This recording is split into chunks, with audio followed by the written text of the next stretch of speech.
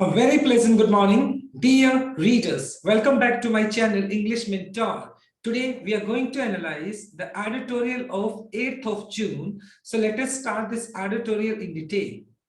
The title of this editorial is School Ranks. देखो, school तो हमारा विद्यालय हो गया, रैंक्स का मतलब होता है किसी भी चीज को श्रेणीबद्ध या हम जिसको रैंकिंग देते हैं उसकी परफॉर्मेंस के हिसाब से school ranks on performance grading index. तो हमारे यहाँ इंडिया के अंदर पीजीआई, इसको पीजीआई भी बोल देते हैं, परफॉर्मेंस ग्रेडिंग इंडेक्स। तो स्कूल की जो परफॉर्मेंस होती है उसके हिसाब से उसको रैंक्स दिया जाता है।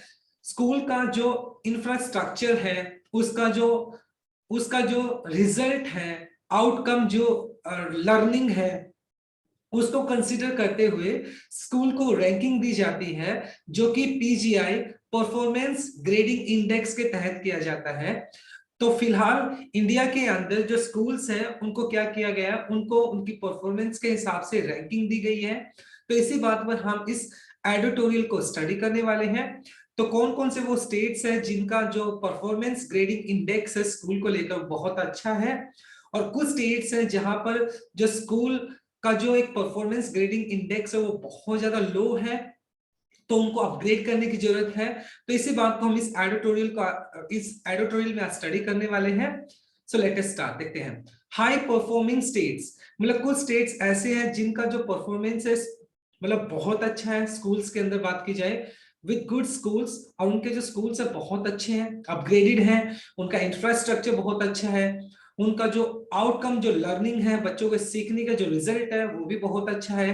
के नज, नज का मतलब होता है टू पुश अगेंस्ट जेंटली, मतलब हल्का सा पुश करना, जेंटली मतलब हल्का सा पुश करना, या पोक एट। तो अगर वो स्कूल्स हल्का सा पुश करते हैं अदर्स, दूसरे स्कूल्स को जो कि लो परफॉर्मिंग स्कूल्स हैं, जो स्टेट्स हैं, अगर हाई परफॉर्मिंग स्टेट्स क्या करते हैं, हल्का सा पुश करते हैं उन स्टेट्स को जो कि लो परफॉर्मिंग स्टेट्स हैं, if they have political will, अगर मतलब जो हाईली जो परफॉर्मिंग स्टेट्स है अगर उनका पॉलिटिकल विल है, राजनीतिक विल, इच्छा है, तो वो जो दूसरे जो स्टेट्स हैं जो कि लो परफॉर्मिंग है, शायद उनको भी मोटिवेट कर सकते हैं, शायद उनको भी पुश करके वो उस पर्टिकुलर लाइन के अंदर ला सकते हैं जिससे कि वो भी अच्छा परफॉर्म कर सके। द यूनियन एजुकेशन मिनिस्ट्री, जो हमारा जो केंद्रीय सरकार है उसकी बात की जा रही है, हैज बीन अटेम्प्टिंग मतलब प्रयास करना, लगातार प्रयास कर रही है, यानी हमारी जो सरकार है वो लगातार प्रयास कर रही है to get states into a competitive mode. Competitive का मतलब था प्रतिस्पर्धात्मक, मोड इन अपग्रेडिंग, मतलब हमारी जो सरकार है, केंद्रीय जो सरकार है, वो लगातार स्टेट्स को क्या कर रही है, हमारी सरकार लगातार प्रयास कर रही है जिससे कि जो स्टेट्स है उनको क्या किया जा सके, उनको कॉम्पिटिटिव बनाई जा सके इन अपग्रेडिंग, जिससे वो अपने आप को अपग्रेड कर सके देयर स्कूल एजुकेशन सिस्टम, जिससे कि उनका जो स्कूल का जो एजुकेशन सिस्टम है जो कि अभी बहुत अच्छा नहीं है, जो कि बहुत अच्छा एडुकेट नहीं है। तो हमारी केंद्रीय सरकार उन स्टेट्स को लगातार क्या बोले, उन स्टेट्स के लिए लगातार प्रयास कर रही है कि जिससे कि हमारा जो एजुकेशन सिस्टम है वो क्या हो सके, वो अपग्रेड हो सके बाय रिकॉग्नाइजिंग, रिकॉग्नाइज का मतलब होता है पहचानना, progress with a performance grading index. और उन जो पर्टिकुलर स्टेट्स की अगर बात की जा रही है तो उन पर्टिकुलर स्टेट्स के अंदर जो भी स्कूल्स हैं उन स्कूल्स को रैंक करने के लिए, उनकी प्रोग्रेस जानने के लिए, तो एक प्रोग्रेसिंग इंडेक्स ग्रेडिंग इंडेक्स होता है जिसके तहत पता चलता है कि कौन से स्कूल ने किस पर्टिकुलर स्टेट्स के अंदर किन स्कूल्स ने क्या किया है, बहुत अच्छा परफॉर्म किया है, और कौन से पर्टिकुलर स्टेट्स है जहां पे स्कूल का जो हमारा एजुकेशन सिस्टम है वो अप टू द मार्क नहीं है, एडुक्वेट नहीं है। तो कहीं ना कहीं केंद्रीय सरकार लगातार प्रयास कर रही है कि जितने भी स्टेट्स हैं वो अपने एजुकेशन सिस्टम को क्या करे, अपग्रेड करे, उसको बढ़ावा दे, उसको स्ट्रेंथन करे, मजबूत करे। और ये किसके तहत किया जाता है, स्कूल की ranking PGI, performance grading index के तहत पता चलता है कि किस स्कूल का क्या रैंक है, किन स्टेट के अंदर एजुकेशन सिस्टम एडुकेट है, प्रॉपर तरीके से चल रहा है, और कौन सी जो स्टेट्स है जहां पर जो हमारा एजुकेशन सिस्टम है वो अप टू द मार्क नहीं है, वो लो परफॉर्मिंग है। तो ये सारी की सारी चीजें लगातार प्रयास किए जा रहे हैं केंद्रीय सरकार की तरफ से, दैट असाइन। और जहां तक पीजीआई की बात की जाए, परफॉर्मेंस ग्रेडिंग इंडेक्स, ये क्या असाइन करता है, देन अ स्कोर। और ये जो है ना, ये मतलब जो पीजीआई है वो हर एक स्टेट को एक स्कोर अलॉट करता है, उसके एजुकेशन सिस्टम के लिए स्कोर अलॉट करता है। इस पर्टिकुलर स्टेट के अंदर उसका एजुकेशन सिस्टम है, उनका स्कोर ये है। लो परफॉर्मिंग जो स्टेट्स हैं उनका स्कोर ये है। तो पीजीआई क्या करता है, स्कोर असाइन करता है। इट कैन बी आर्ग्यूड, इस बात पर तर्क किया जा सकता है। आर्ग्यू का मतलब यहाँ पे तर्क किया जाना, मतलब इस बात पर तर्क किया जा सकता है दैट कंट्रीज एंड स्टेट्स, मतलब जो देश हैं या स्टेट्स, जो राज्य हैं, जो राज्य की सरकारें हैं, our school education, use school education. वो जनरली जो स्कूल का जो एजुकेशन है, विद्यालय की जो शिक्षा है, एज ट्रांसफॉर्मेटिव। ट्रांसफॉर्मेटिव का होता है मीनिंग हैविंग पावर और टेंडेंसी, टेंडेंसी का मतलब प्रवृत्ति, टू ट्रांसफॉर्म, मतलब जिसको आप बोल सकते हो कि बहुत बड़ा चेंज, टूल, एक उपकरण की तरह, most effectively where the political imperative. देखो पॉलिटिकल मतलब हो गया आपका राजनीतिक, इंपैरेटिव का जनरली मीनिंग होता है इंटीग्रल, बहुत ज्यादा इंपॉर्टेंट जो होता है, इनएविटेबल, जिसको इग्नोर नहीं किया जा सकता, जिसको अवॉइड नहीं किया जा सकता है। लेकिन सेंटेंस के हिसाब से पॉलिटिकल इंपैरेटिव का मीनिंग होता है, पॉलिटिकल मतलब राजनीतिक, इंपैरेटिव का मतलब हो गया नेसेसिटी, जरूरत, एंड स्ट्रॉन्ग। मतलब जनरली क्या होता है, जहां पर जो पॉलिटिकल जो इंपैरेटिव है, जहां पर राजनीतिक बहुत ज्यादा जरूरत होती है, तो जनरली ये जो सरकार है, जो देश की सरकार है या जो राज्य सरकारें हैं, तो जनरली स्कूल एजुकेशन को किस तरीके से यूज करती हैं, एक ट्रांसफॉर्मेटिव टूल की तरह यूज करती हैं। जब राजनीतिक नेसेसिटी की जरूरत होती है, पॉलिटिकल इंपैरेटिव की जरूरत होती है, तो देश की सरकार या राज्य सरकारें हैं, वो इसको एजुकेशन सिस्टम को एक ट्रांसफॉर्मेटिव टूल की तरह, एक उपकरण की तरह यूज करती है। ट्रांसफॉर्मेटिव का मतलब हो गया एक बहुत बड़ा चेंज लाने वाला, तो एजुकेशन सिस्टम को एक बहुत बड़ा चेंज लाने वाले टूल की तरह, उपकरण की तरह यूज करती है। जब उनको एक पॉलिटिकल इंपैरेटिव बहुत ज्यादा स्ट्रांग होता है, जब राजनीतिक नेसेसिटी ज्यादा स्ट्रांग होती है, उस टाइम ये मतलब ये जो एजुकेशन सिस्टम है उसको एक ट्रांसफॉर्मेटिव टूल की तरह, एक उपकरण की तरह यूज करती है। The centres effort, with the PGI.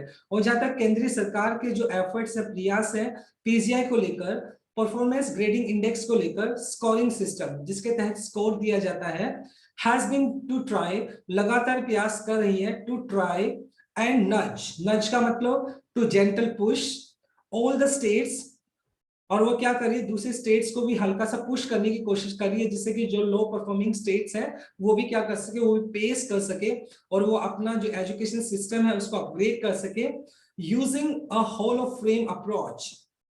और जो लो परफॉर्मिंग स्टेट्स है वो क्या कर रही है, उनको नज करने की कोशिश कर रही है सरकार, कहीं ना कहीं उनको हल्का सा पुश देने की कोशिश कर रही है, जिससे कि using a whole of frame approach. देखो होल ऑफ फ्रेम क्या होता है, हॉल ऑफ फेम हो गया, फ्रेम नहीं है, हॉल ऑफ फेम मतलब द क्लास और category of those who have excelled in a particular activity of field.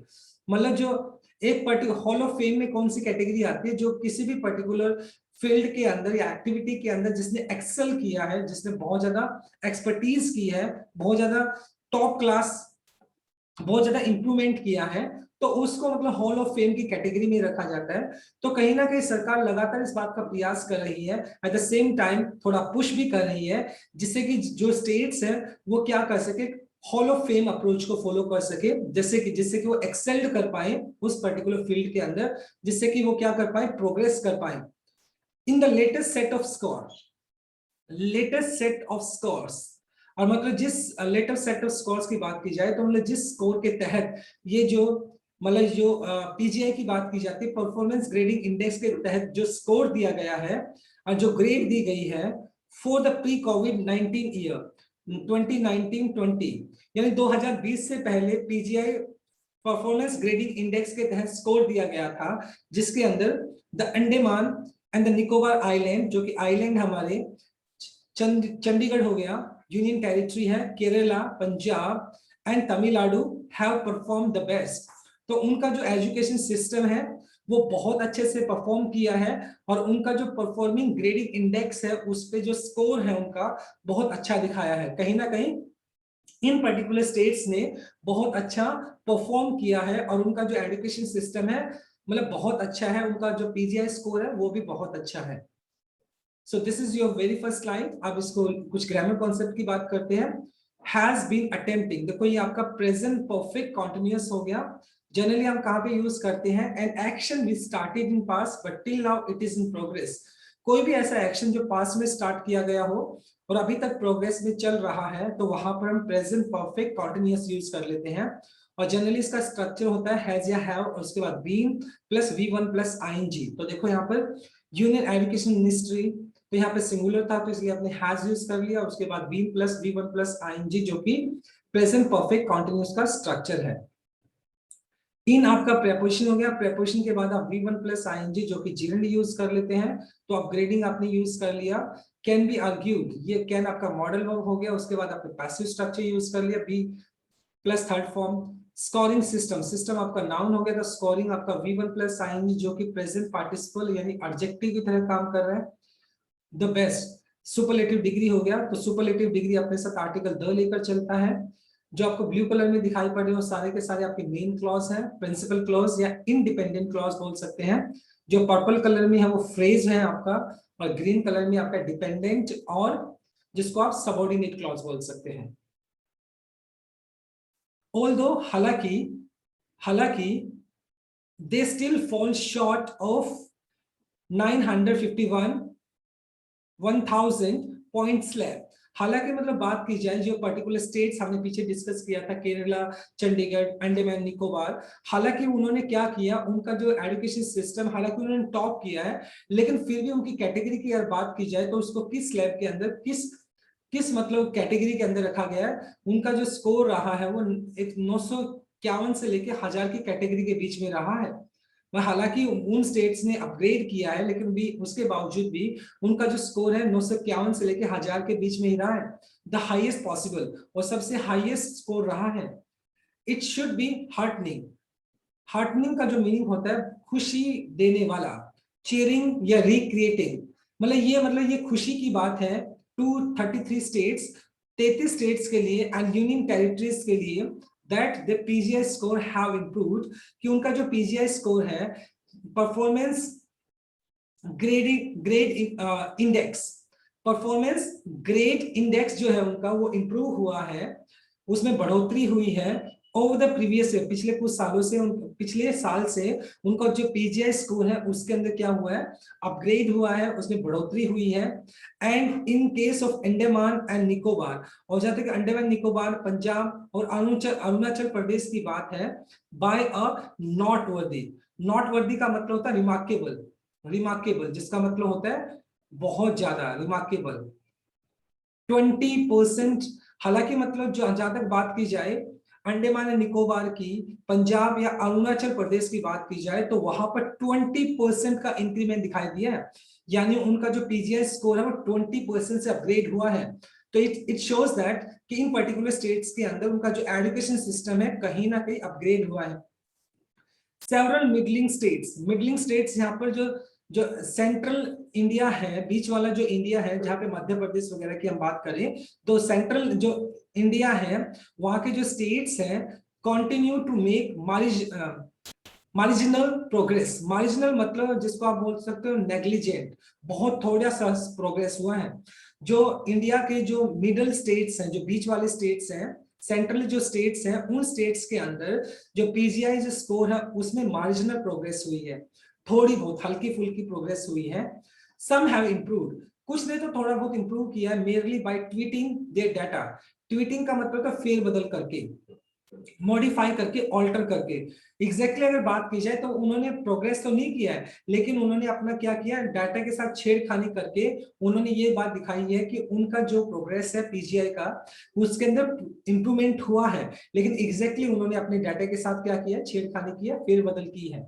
While जबकि बात की जाए मध्य प्रदेश की एंड छत्तीसगढ़, मध्य प्रदेश और छत्तीसगढ़ की बात की जाए, एक्चुअली रिग्रेस्ड। रिग्रेस का मतलब होता है फेल बैक, ये लेफ्ट, मतलब क्या होता है, पीछे चले जाना, मतलब पूरा दोबारा से उसी स्थिति के अंदर आ जाना। तो हालांकि मतलब अगर मध्य प्रदेश और छत्तीसगढ़ की बात की जाए तो वहां पर कमी दिखाई पड़ी है, बल्कि वो अपनी पुरानी स्थिति के अंदर आ गई हैं, मतलब लो स्थिति के अंदर आ गई हैं। यानी कि अगर बात की जाए मध्य प्रदेश और छत्तीसगढ़ वो लो परफॉर्मिंग स्टेट की कैटेगरी में आते हैं। ऑल्दो हालांकि the PGI performance performance grade index scheme की बात की जाए इज नाउ 3 years ओल्ड। हालांकि मतलब इसको एप्लीकेबल किए परफॉर्मेंस ग्रेडिंग इंडेक्स की अगर बात की जाती है तो इसको एप्लीकेबल किए 3 साल हो गए हैं। The score is derived, derived का मतलब होता है लेकर आना, डिसयूज्ड डिसयूज्ड या रिसीव्ड। हालांकि ये जो स्कोर लिया जाता है पीजीआई का, यूजिंग किस तरीके से इसको एनालाइज किया जाता है, यूजिंग डेटाबेस। एक डाटा होता है और उस डेटाबेस को 70 पैरामीटर्स मापदंड, यानी उनको 70 मापदंडों के ऊपर क्या किया जाता है, एनालाइज किया जाता है। कौन कौन से जनरली वो हैं जिसके मापदंड है, जिसमें एक्सेस मतलब उसकी पहुंच की बात की जाए, एक्सेस की बात की जाए, इक्विटी समानता की बात की जाए, गवर्नेंस प्रोसेस और मतलब उसको चलाने का मतलब जो एजुकेशन जो सिस्टम है उसको किस तरीके से उसको किया मेंटेन किया जा रहा है, उसको किस तरीके से चलाया जा रहा है। इंफ्रास्ट्रक्चर मूलभूत ढांचे की अगर बात की जाए, फैसिलिटी किस तरह की सुविधाएं दी जा रही है, लर्निंग आउटकम्स और किस तरह का बच्चे का जो लर्निंग आउटकम है, किस तरीके का बच्चे का जो रिजल्ट है। तो ये सारे के सारे मापदंडों के तहत मतलब क्या किया जाता है, PGI performance index grading index का स्कोर दिया जाता है। ये सारे के सारे पैरामीटर्स को क्या किया जाता है, कंसीडर किया जाता है while formulating the score. Score बनाते वक्त ये पैरामीटर्स को एनालाइज किया जाता है, एग्जामिन किया जाता है। That are mostly self reported. और जनरली ये जो मतलब पैरामीटर्स हैं ज्यादातर जो सरकारें हैं वो क्या करते हैं, सेल्फ रिपोर्टेड, वो खुद ही रिपोर्ट बनाती है जनरली बाय द स्टेट्स। और जनरली ये जो रिपोर्ट दी जाती है मोस्टली ये स्टेट्स खुद इन रिपोर्ट्स को बनाती हैं। बट वेटेज का मतलब यहां पर हो गया एग्जामिन्ड एंड इंस्पेक्टेड। लेकिन देखो ये जो रिपोर्ट्स होती है जनरली कौन बनाती है, राज्य सरकारें इसको बनाती हैं, लेकिन इनको एग्जामिन करने का काम कौन करता है, बाय द सेंट्रल। और सेंट्रल इसको एग्जामिन करती है, इसकी जांच पड़ताल करती है किसकी, इन रिपोर्ट्स की। With national achievement survey data also being incorporated. और इस डाटा के साथ मतलब ये जो रिपोर्ट दी जाती है इस रिपोर्ट के साथ नेशनल अचीवमेंट सर्वे डाटा। और अगर किसी पर्टिकुलर स्कूल को किसी पर्टिकुलर स्टेट को नेशनल अचीवमेंट भी मिला है एजुकेशन सिस्टम के लिए, तो उसको भी इसके साथ क्या किया जाता है, इनकॉर्पोरेट किया जाता है। इनकॉर्पोरेट का मतलब कंप्राइज्ड या कंटेन, शामिल करना। तो वो जो रिपोर्ट दी जाती है, जो स्टेट मतलब अपना एजुकेशन सिस्टम को लेकर जो पीजीआई की जो रिपोर्ट देता है, अगर उस पर्टिकुलर स्टेट का कोई नेशनल अचीवमेंट है तो वो भी इसके उस रिपोर्ट के साथ क्या किया जाता है, इनकॉर्पोरेट किया जाता है, उसको भी शामिल किया जाता है। और जनरली जो रिपोर्ट्स जो होती हैं वो जितनी भी राज्य सरकारें होती है वो इस रिपोर्ट को खुद बनाती हैं और इसको एग्जामिन करने का काम सेंटर करती है। राइट, तो फिलहाल ये सेकंड स्लाइड था आपका। Now let us discuss the grammar concept. देखते हैं द हाईएस्ट, ये आपका हो गया सुपरलेटिव डिग्री। और सुपरलेटिव डिग्री क्या करता है, अपने साथ आर्टिकल द लेकर चलता है, हाई, हायर, हाईएस्ट। तो हाईएस्ट आपका सुपरलेटिव डिग्री हो गया। हैव इंप्रूव्ड हो गया आपका प्रेजेंट परफेक्ट, हैव के बाद अपने वर्ब का थर्ड फॉर्म यूज कर लिया। टू मेक आपका इंफिनिटिव हो गया, 2+V1 आपने यूज कर लिया। सेल्फ रिपोर्टेड, ये देखो ये आपका V3 हो गया जो कि पास्ट पार्टिसिपल एडजेक्टिव की तरह काम कर रहा है। बीइंग इनकॉर्पोरेटेड, देखो बीइंग आपका बीइंग हो गया आपका जीरंड और उसके बाद इनकॉर्पोरेटेड आपने यूज किया है, तो ये जीरंड पैसिव स्ट्रक्चर हो गया आपका। ग्रीन कलर में आपका सबऑर्डिनेट या डिपेंडेंट क्लॉज है, ब्लू कलर में आपका मेन क्लॉज, प्रिंसिपल क्लॉज या इनको आप इंडिपेंडेंट क्लॉज बोल देते हैं। राइट, ऑन सम पैरामीटर्स, और जहां तक कुछ मापदंडों की अगर बात की जाए, such as in uneven. Uneven का मतलब होता है मतलब जो कि बिल्कुल बैलेंस्ड नहीं है, ओके, जिसके अंदर असमानता है। लर्निंग आउटकम्स, मतलब जो लर्निंग आउटकम्स है, जो बच्चों का सीखने का जो रिजल्ट है, जो आउटकम है, वो भी अनइवन है, उसमें भी समानता नहीं है। बिटवीन स्टूडेंट्स, बच्चों के बीच में जो लर्निंग आउटकम्स है उसमें भी बहुत बड़ी असमानता है। फ्रॉम डिप्राइव्ड कम्युनिटीज, क्यों, डिप्राइव्ड का मतलब होता है अंडर प्रिविलेज्ड या अनफॉर्चुनेट, वो बच्चे, वो कम्युनिटी जो कि अंडर प्रिविलेज्ड हैं, जिनको वो सारी की सारी बेसिक नीड्स नहीं है, जिनके पास मतलब वो सारी की सारी सुविधाएं जिनके पास होनी चाहिए वो सुविधाएं उनके पास नहीं है। तो अगर कंपैरिजन किया जाए उन बच्चों के साथ जो कि प्रिविलेज्ड हैं, जिनको सारी सुविधाएं मिली है, और उन बच्चों के साथ जो कि अंडर प्रिविलेज्ड हैं, जिनको वो सुविधाएं नहीं मिली है, जो कि अनफॉर्चुनेट है, तो उनके बीच में लर्निंग आउटकम को लेकर भी बहुत बड़ा अनइवन क्या दिखाई पड़ता है, असमानता दिखाई पड़ती है। एंड अदर दूसरे बच्चों के साथ कंपैरिजन किया जाए तो मतलब यानी अंडर प्रिविलेज्ड जो अभाग्य वाले बच्चे हैं, जिनको वो सारे के सारी फैसिलिटीज नहीं मिली है, और वो बच्चे जिनको सारी फैसिलिटीज मिली है, तो उनका जो लर्निंग आउटकम है उसके अंदर भी बहुत बड़ा फर्क दिखाई पड़ता है, असमानता दिखाई पड़ती है। एंड ब्रिजिंग द गैप, और ये जो अंतर है, इतनी बड़ी असमानता है, ब्रिजिंग द गैप, इस अगर इस गैप को ब्रिज किया जाता है, इस ब्रिज का मतलब यहाँ पर खत्म करने की सेंस नहीं है, bridge the gap earns a better score, और अगर हम इस अंतर को क्या करते हैं, खत्म कर देते हैं, इस गैप को हम खत्म कर देते हैं, तो डेफिनेटली सी बात है जो स्कोर है उसको और भी ज्यादा इंप्रूव किया जा सकता है। जो एजुकेशन जो सिस्टम है उसका पीजीआई का जो स्कोर है उसको और भी ज्यादा अपग्रेड किया जा सकता है। The centre with its transparent score, हालांकि सेंटर का जो ये स्कोर जो है वो ट्रांसपेरेंट है, ट्रांसपेरेंट मतलब पारदर्शी है बिल्कुल। And data for each parameter, और डाटा फॉर ईच पैरामीटर, और हर एक मापदंड के लिए सरकार ने क्या है, सरकार के पास डाटा है। एंड सब टॉपिक, और हर एक जो पैरामीटर है उसके सब टॉपिक्स बनाए हुए हैं, available in the public domain, और ये पब्लिक डोमेन के अंदर, पब्लिक डोमेन का मतलब हो गया जो आम जो इंसान है उसके क्षेत्र के अंदर ये अवेलेबल है, यानी कि आम जो जनता है वो भी इस जो पर्टिकुलर डाटा है पीजीआई का उसको एक्सेस कर सकती है, यानी उसको देख सकती है। सीक्स टू क्रिएट, और ये जो डाटा है वो सीक्स टू क्रिएट, सरकार क्या कर रही है, to create a resource sharing system, और सरकार क्या कोशिश कर रही है यहाँ पर, सरकार कोशिश कर रही है कि हमारे पास एक ऐसा एजुकेशन सिस्टम होना चाहिए जिससे कि रिसोर्सेज जो है उसको शेयर किया जा सके। अब बहुत सारे स्टेट्स ऐसे हैं जो कि बहुत ज्यादा क्या है, बहुत ज्यादा डेवलप्ड हैं, और उनके पास उनका जो एजुकेशन सिस्टम है वो बहुत स्ट्रांग है, लेकिन कंपेयर किया जाए कुछ लो परफॉर्मिंग स्टेट्स हैं जहां पर रिसोर्सेज भी कम है। तो जो जो डेवलप स्टेट्स हैं उनको क्या करना चाहिए, अपने जो रिसोर्सेज है उनको शेयर करना चाहिए। तो कहीं ना कहीं सरकार इस बात के ऊपर भी जोर दे रही है कि जो स्टेट्स डेवलप्ड जो स्टेट्स हैं, जो अंडर डेवलप्ड स्टेट्स हैं, उनके साथ उनको अपने रिसोर्सेज को शेयर करना चाहिए, और एक ऐसी शेयरिंग सिस्टम को क्या करना चाहिए, डेवलप करना चाहिए, जिससे कि जो जो अंडर डेवलप्ड स्टेट्स है जिनका जिनका एजुकेशन सिस्टम लो परफॉर्मिंग है, वो भी क्या कर सके, अपना एजुकेशन सिस्टम को अपग्रेड कर सके, उसको इंप्रूव कर सके। That low performing state can tap into का मतलब यहाँ पर गेट बेनिफिटेड, जिससे कि मतलब जो लो परफॉर्मिंग स्टेट्स हैं वो भी क्या कर सके, उससे फायदा उठा सके। अगर वो डेवलप जो स्टेट्स हैं, अगर वो अपना जो रिसोर्स शेयर करेंगे किनके साथ, लो परफॉर्मिंग स्टेट्स के साथ, तो डेफिनेटली सी बात है लो परफॉर्मिंग स्टेट्स भी कुछ फायदा ले सकते हैं।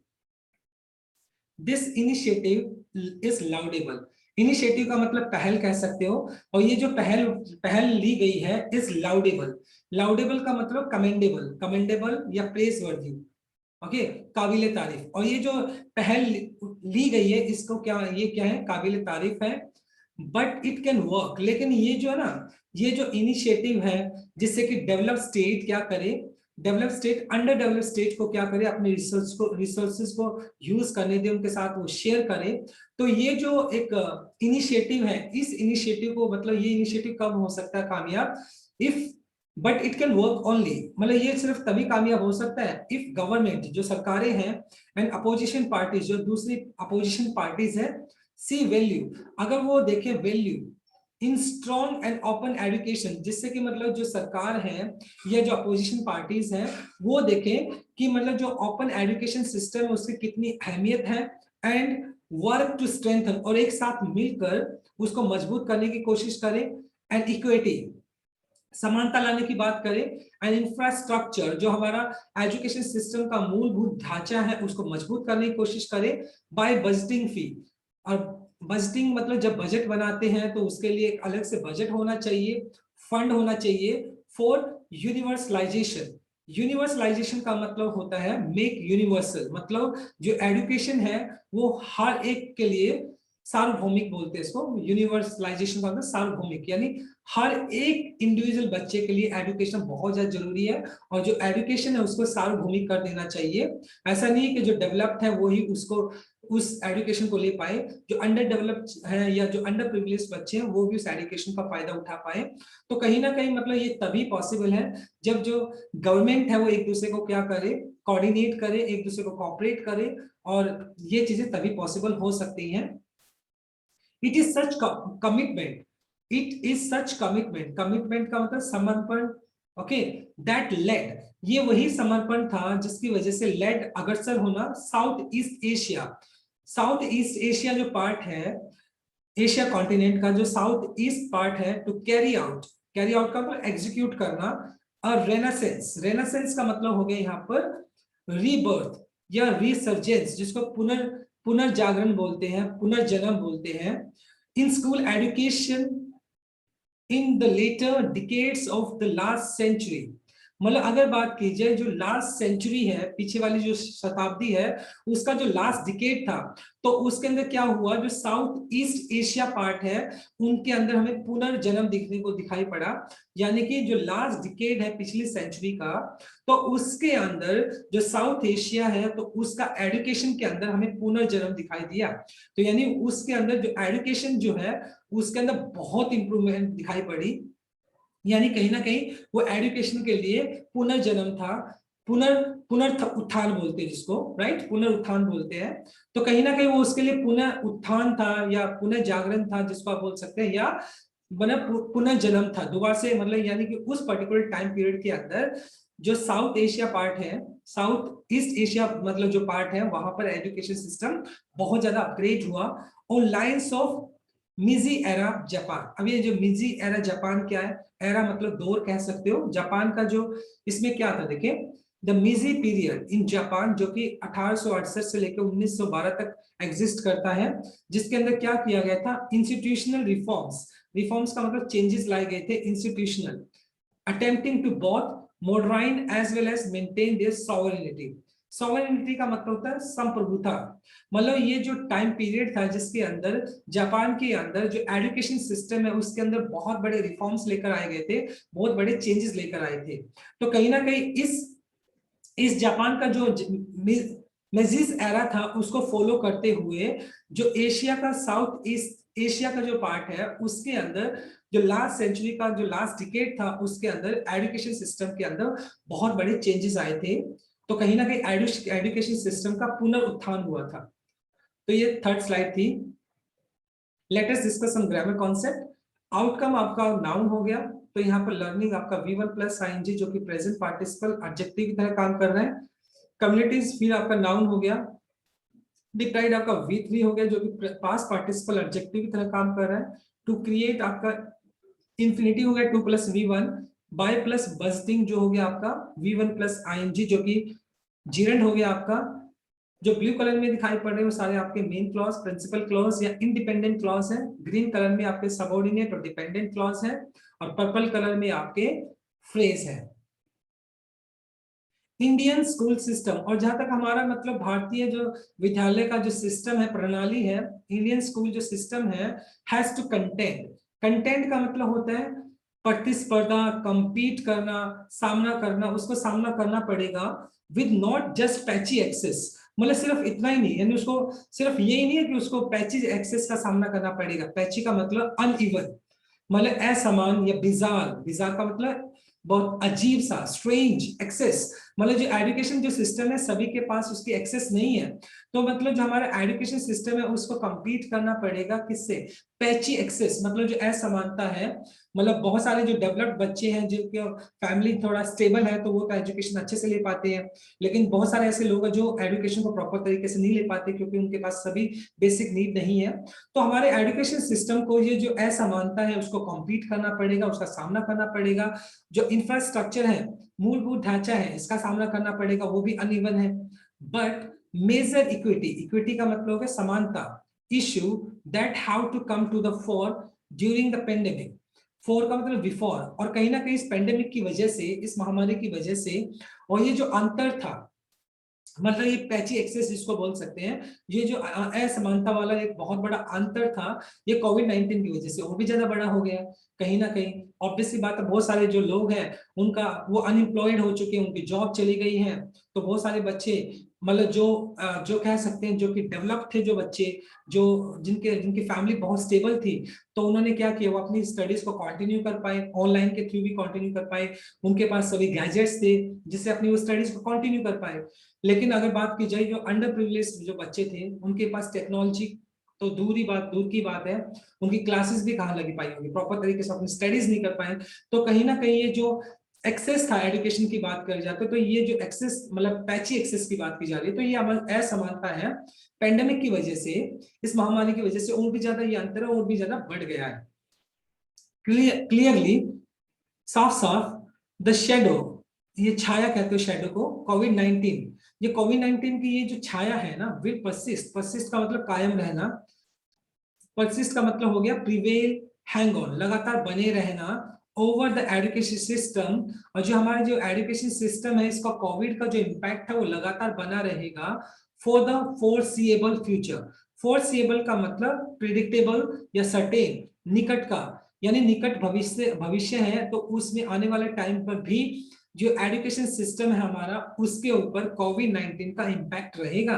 यानी कोविड-19 की वजह से हमारा एजुकेशन जो सिस्टम है आने वाले टाइम पर भी वो प्रभावित रहेगा। And further progress on all parameter will depend on, और जो आगे की जो प्रोग्रेस है पीजीआई को लेकर वो डिपेंड करेगी ऑन ब्रिजिंग द गैप्स। और जो असमानताएं हो गई हैं कहीं ना कहीं, मतलब जो हाई प्रोफाइल के लोग थे वो तो उनको तो कोई फर्क ही नहीं पड़ा, लेकिन जो लो प्रोफाइल मतलब जो लोग थे, जो गरीब थे, उनको बहुत बड़ा फर्क आ गया कहीं ना कहीं। और अगर हम इस फर्क को दूर करते हैं ना, तभी ये जो पैरामीटर्स है मतलब ये डिपेंड करेंगे, तभी हम एक एक्चुअल जो हमारा एजुकेशन सिस्टम है उसको अपग्रेड कर सकते हैं।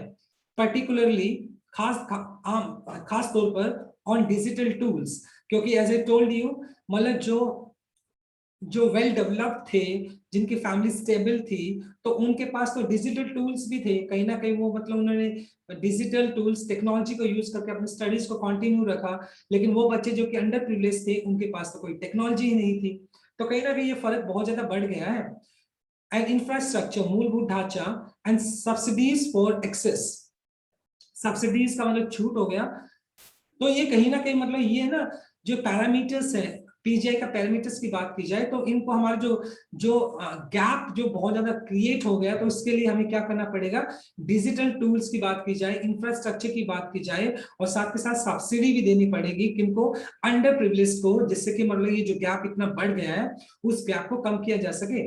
द पीजीआई स्कोर और जो परफॉर्मेंस ग्रेडिंग इंडेक्स की बात की जा रही है, जो स्कोर है शो ये दिखाता है दैट द साउदर्न, जो दक्षिणी बात करते हैं, और वेस्टर्न मतलब जो पश्चिमी जो स्टेट्स हैं, are on the firm ground, यानी फर्म ग्राउंड का मतलब उनका जो कंडीशन, उनका जो पोजीशन है वो स्ट्रांग है to achieve this.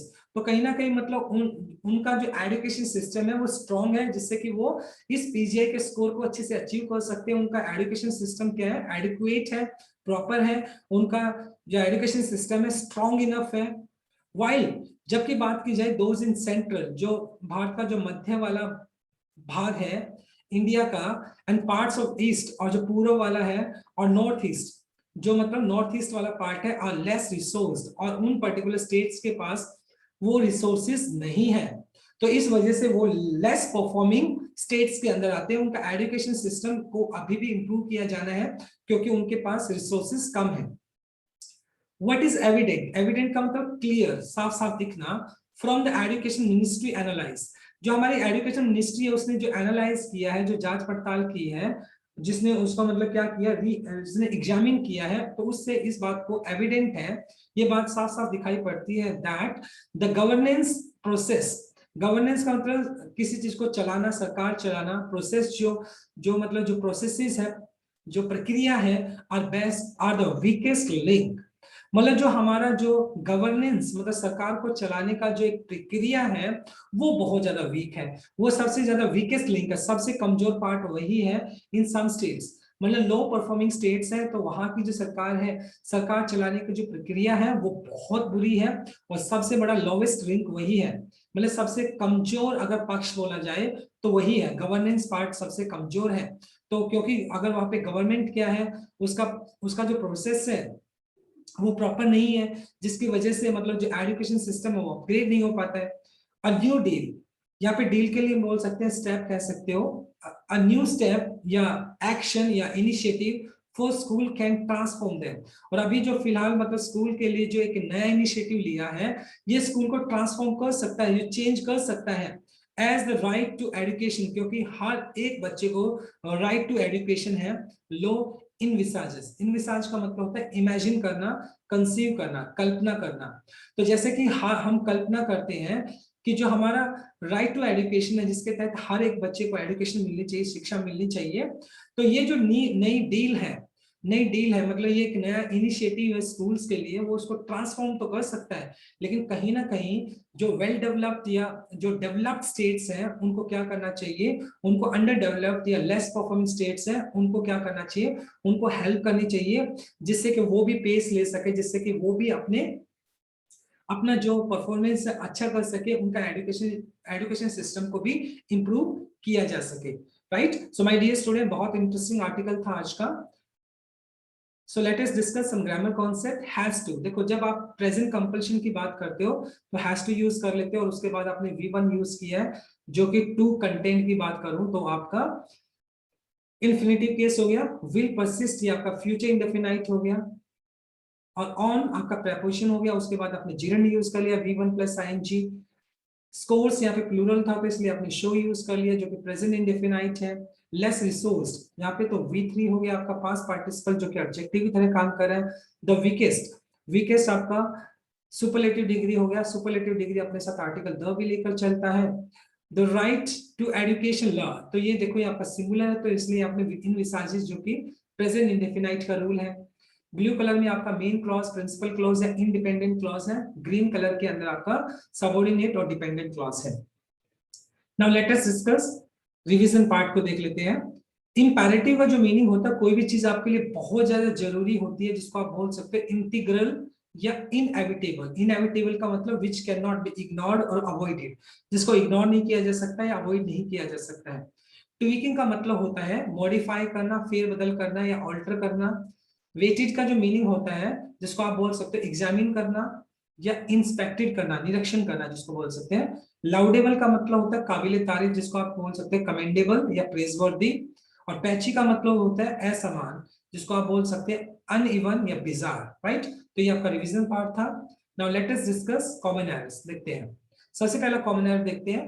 The union education ministry has been attempting to get states into a competitive mode in upgrading its school education system। देखें, अगर सी पार्ट को देखें तो यहाँ पर मैंने इट्स यूज किया जो कि इनकरेक्ट है, क्योंकि सेंटेंस को देखो attempting to get states, states यहाँ पे प्लूरल है तो इसका जो पजेसिव केस है वो भी प्लूरल आना चाहिए, तो यहाँ पर देयर स्कूल सिस्टम आएगा, देयर ना कि इट, क्योंकि स्टेट्स आपका प्लूरल है तो इसलिए यहाँ पे इट्स की जगह पे देयर आना चाहिए। On some parameters such as uneven learning outcome between students from deprived communities and other, bridging the gap earns a better score। देखिए आप ध्यान से देखेंगे, on some parameter, some आपका डिटर्मिनर हो गया जो कि प्लूरल काउंटेबल नाउन के लिए यूज करते हैं, some parameter नहीं बल्कि some parameters होना चाहिए, some parameters। This initiative is laudable, but it can work only if the government and the opposition parties see value in strong and open education and work to strengthen access, equity, and infrastructure by budgeting fees, funds for universalization। देखें, अगर आप इसको ध्यान से देखें B part को, तो यहाँ पे वर्क टू स्ट्रेंथन, टू अपने साथ क्या लेता है, V1 लेकर चलता है जो कि आपका इन्फिनिटिव केस होता है, तो स्ट्रेंथिंग नहीं आएगा, आईएनजी हम यहां से हटा देंगे, टू स्ट्रेंथन होना चाहिए, to strengthen. A new deal for school can transform them as the right to education law envisaged। देखो, right to education law, तो ये सिंगुलर हो गया तो अपने साथ वर्ब भी सिंगुलर लेगा, तो इनविसाजेस, जिसका मतलब होता है इमेजिन करना या प्री कल्पना करना, right? Envisages is the correct answer. तो ये आपके कॉमन एरर्स थे। Now let us discuss idiom of the day. आज का ईडियम रहेगा आपका cat got your tongue. Cat got your tongue का मतलब होता है आपकी बोलती बंद कैसे हो गई। देखें जनरली क्या होता है, this is a shorten form, has the cat got your tongue, मतलब इसको बोला जाता है has the cat got your tongue. तो ये इडियम कैसे यूज किया जाता है, when is this idiom is used to compel. Compel का मतलब जोर देना, किसी को फोर्स करना, टू स्पीक बोलने के लिए, से समथिंग बोलने के लिए, give response when they are unusually quiet, मतलब जब कोई इंसान बिल्कुल चुप हो जाता है तो आप उसको बोलते हैं, जब उसको कंपेल करते हो कुछ बोलने के लिए तो उस टाइम बोलते हैं, बोला जाता है has the cat got your tongue, क्या मतलब आपकी बोलती बंद कैसे हो गई। तो जनरली इस इडियम का मतलब है has the cat got your tongue, मतलब आप चुप कैसे हो गए, आपकी बोलती कैसे बंद हो गई। तो उस टाइम हम बोलते हैं मतलब हैव यू नथिंग टू से, कि आपके पास बोलने के लिए कुछ भी नहीं है। तो इसका लिटरल मीनिंग है मतलब has the cat got your tongue, मतलब आपके पास बोलने के लिए कुछ नहीं है, आपकी बोलती कैसे बंद होगी। तो ये इडियम इस तरीके से यूज किया जाता है। Now last slide, one substitute word को देखते हैं। तो सबसे पहला वन सब्स्टिट्यूट वर्ड हमारा है रिडिकुलस। रिडिकुलस मतलब मजाकिया कह सकते हो, यूज ऑफ वर्ड्स, मतलब ऐसे शब्दों का चयन करना जो कि मजाकिया है, इसको बोला जाता है मेलाप्रोपिज्म। मेलाप्रोपिज्म, मेलाप्रोपिज्म का मतलब होता है जब आप बहुत ज्यादा मजाकिया वर्ड्स का यूज करते हैं तो उसको बोलते हैं मेलाप्रोपिज्म। नेक्स्ट देख लेते हैं, अ पर्सन और थिंग, एक ऐसा इंसान और चीज which is different from what is usual, मतलब आम इंसान या आम चीज से बिल्कुल डिफरेंट होना, इसको बोलते हैं एनोमली। एनोमली, एनोमली बोलते हैं इसको। एक ऐसी चीज जो कि आम इंसान से डिफरेंट है, या कोई ऐसी चीज एक इंसान दूसरे इंसान से अनयूजुअल है, अलग डिफरेंट है, ओके, और या फिर कोई चीज दूसरी चीज से बिल्कुल डिफरेंट है, उसको बोलते हैं एनोमली। एनोमली, राइट, बिल्कुल मतलब डिफरेंट होना। नेक्स्ट आता है answering question in a way that no one direct और क्लियर, मतलब जब आप मतलब ना कपटपूर्ण तरीके से बोलते हो, जब आप अपना क्वेश्चन का आंसर करते हो बिल्कुल डिफरेंट डायरेक्ट तरीके से, ओके, इज नॉट डायरेक्ट और क्लियर वे, यानी इनडायरेक्ट तरीके से, यानी कपटपूर्ण तरीके से जब आप अपने किसी क्वेश्चन का आंसर करते हो तो उसको बोलते हैं इवेसिव। कपटपूर्ण तरीके से, इवेसिव, जब आप किसी भी क्वेश्चन का आंसर मतलब इनडायरेक्ट तरीके से करते हो तो उसको बोला जाता है इवेसिव, इनडायरेक्ट तरीके से। So my dear student, this is all about from my side. Thanks for watching this video. Please do like, share, comment and subscribe to my channel. So tomorrow I'll continue with the next article. So till then, bye bye, take care and have a nice day.